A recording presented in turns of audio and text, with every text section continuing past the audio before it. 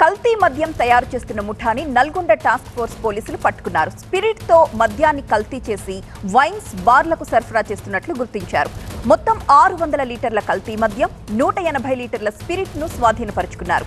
ఈ దందాకు పాల్పడుతున్న నిందితులకు కొంతమంది వ్యాపారులు, బెల్ షాపుల నిర్వాహకులు కూడా సహకరిస్తున్నట్లుగా గుర్తించారు.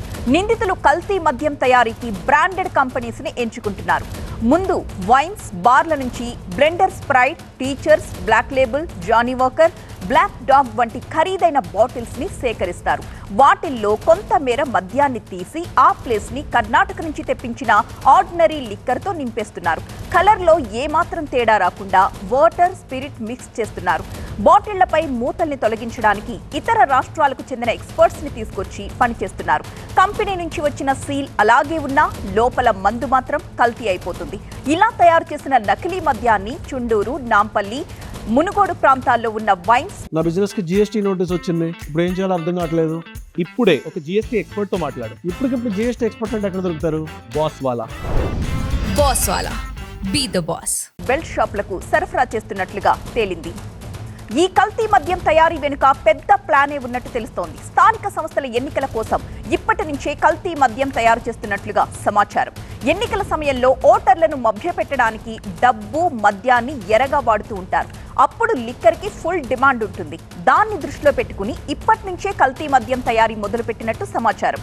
నల్లగొండ జిల్లా చండూరుకు చెందిన జానీ పాషా, బెంగళూరుకు చెందిన శ్రీనివాస్ గౌడ్ కలిసి స్థానిక సంస్థల ఎన్నికల్లో నకిలీ మద్యాన్ని తయారు చేసి సొమ్ము చేసుకోవాలని ప్లాన్ చేశారు. అయితే పోలీసుల దాడులతో ఈ కల్తీ ముఠా గుట్టు రట్టయింది. 2 కేసులు రిజిస్టర్ చేయడం జరిగింది. ఒకటి నాంపల్లి పోలీస్ స్టేషన్లో క్రైమ్ నెంబర్ 44/25 ఒకటి, ఇంకొకటి చండూర్ ఎక్సైజ్ పోలీస్ స్టేషన్లో crime number 6/25. This is all adulterated liquor. వీళ్ళ ప్లాన్ ఏంటంటే ఈ స్పిరిట్ ప్లస్ 2-3 కెమికల్స్ కలిపిన తర్వాత సేమ్ కలర్కి వచ్చిన తర్వాత ఖాళీ అయిన మందు బాటిల్స్లలో వీటిని నింపి మళ్ళీ ఆ సీల్ ప్రాపర్గా తీసుకుని వచ్చి ఆ సీలింగ్ మెకానిజం బయట నుంచి ఇంకేమైనా మాట్లాడుకొని ఆ సీల్ చేసి మళ్ళీ అదే ఆల్కహాల్ అందులో నింపిన తర్వాత మళ్ళీ దాన్ని ఆల్కహాల్ షాప్స్లో పెట్టి అమ్మనికి వీళ్ళు ప్లాన్ వేయడం జరిగింది. మా ప్రతినిధి రేవన్ సిద్ధంగా ఉన్నారు. రేవన్, రెగ్యులర్ గా ఈ బ్రాండ్స్ తీసుకునే వాళ్ళు కూడా ఇది కల్తీ మద్యం అని కనిపెట్టలేరేమో, ఆ స్థాయిలో వాళ్ళు కల్తీ చేస్తున్నారు. అసలు ఈ వ్యవహారం ఎలా బయటపడింది? దీని వెనుక ఎవరున్నారు?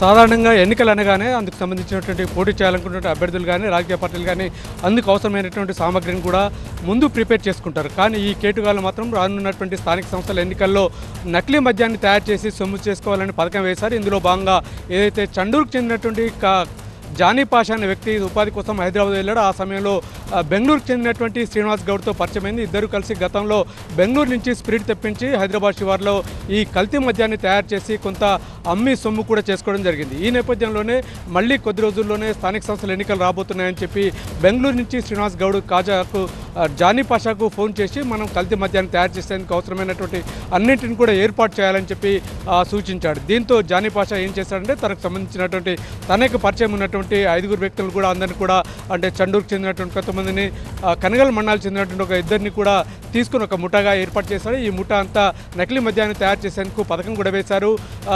ఫిబ్రవరి మొదటి వారంలో బెంగళూరు నుంచి 5 డ్రమ్ముల్లో కూడా ఒక స్పిరిట్ని కూడా తీసుకొచ్చేది నాంపల్లి మండలం గానుగుపల్లిలో ఉన్నటువంటి ఒక వ్యవసాయ ఏదైతే నిందితుడిగా ఉన్నటువంటి ఈ కేసులో నిందితుడిగా ఉన్నటువంటి రమేష్ అనే అంటే వ్యవసాయ తోటలో అక్కడ ఈ స్పిరిట్ని అయితే డంప్ చేశారు. అక్కడ డంప్ చేసిన తర్వాత అలాగే బెంగళూరు నుంచి ఒక 3 రకాల ఫ్లేవర్స్ సంబంధించినటువంటి లిక్విడ్ని కూడా పట్టుకొచ్చాడు. ఆ తర్వాత ఏదైతే మినరల్స్, క్లీన్ వాటర్ని కూడా అక్కడ తెప్పించి దాదాపు ఒక వారం రోజుల పాటు మా రెండింటికి కూడా కలిపి దాదాపు 2 డ్రమ్ముల్లో కూడా కల్తీ మద్యాన్ని అయితే తయారు చేశారు. ఈ కల్తీ మద్యాన్ని తయారు చేసేందుకు ముందుగానే శ్రీనివాస్ గౌడ్ వీరితో ఒక ఒప్పందం చేసుకున్నాడు.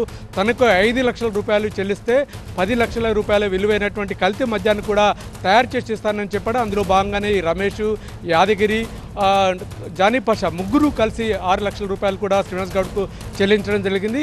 బెంగళూరు నుంచి తీసుకొచ్చినటువంటి స్పిరిట్ తోటి నాంపల్లి మండలం గానుగుపల్లిలో ఉన్నటువంటి తోటలో ఈ నకిలీ మద్యాన్ని తయారీ కూడా చేశారు. ఈ నకిలీ మద్యాన్ని ఇప్పటి నుంచే గ్రామాలకు వైన్స్లో ద్వారా ఈ సరఫరా చేయాలని కూడా భావించారు, ఈ పథకం అంతా వేశారు. కానీ తొలుత మున్గోడులో ఉన్నటువంటి ఒక వైన్ షాప్ పార్ట్నర్గా ఉన్నటువంటి వెంకటేష్ను కూడా ఈ ముఠా సంప్రదించింది. అయితే అతను ప్యాకింగ్ సరిగ్గా లేకపోవడంతో వినియోగదారులు కొనేందుకు ఇష్టపడరని చెప్పి పక్కకు పెట్టి ఆయన నిరాకరించాడు. మరోవైపు ఈ ముఠాలో ఉన్నటువంటి యాదగిరికి సంబంధించిన రమేష్ సంబంధించినటువంటి స్నేహితుడు ఎవరైతే ఉన్నారో కనగల్ మండలం జీడవెల్లికి చెందినటువంటి భార్గవ్ అనే వ్యక్తి కూడా ఉన్నారు. భార్గవ్ని కూడా సంప్రదించగా అతను ఒక 10,000 రూపాయలు చెల్లించి 40 లీటర్ల నకిలీ మద్యాన్ని కూడా అతను తీసుకెళ్లాడు. అతను కూడా అంటే కనగల్ మండలంలో ఉన్నటువంటి వివిధ బెల్ట్ షాపులకు సరఫరా చేసేందుకు ప్రయత్నించగా వాళ్ళు కూడా ఈ ప్యాకింగ్ బాగాలేదు, చూసేందుకు మంచిగా అనిపించడం లేదని చెప్పి వాళ్ళు కూడా చెప్పడంతో ఆ నకిలీ మద్యాన్ని కొనుగోలు చేసేందుకు కూడా అతను కూడా నిరాకరించాడు. అయితే ఈ నకిలీ మద్యాన్ని వివిధ ప్రాంతాల్లో డంపు చేసేందుకు ఎవరైతే కాజా పాషా అంటే డ్రైవర్ ఉన్నాడో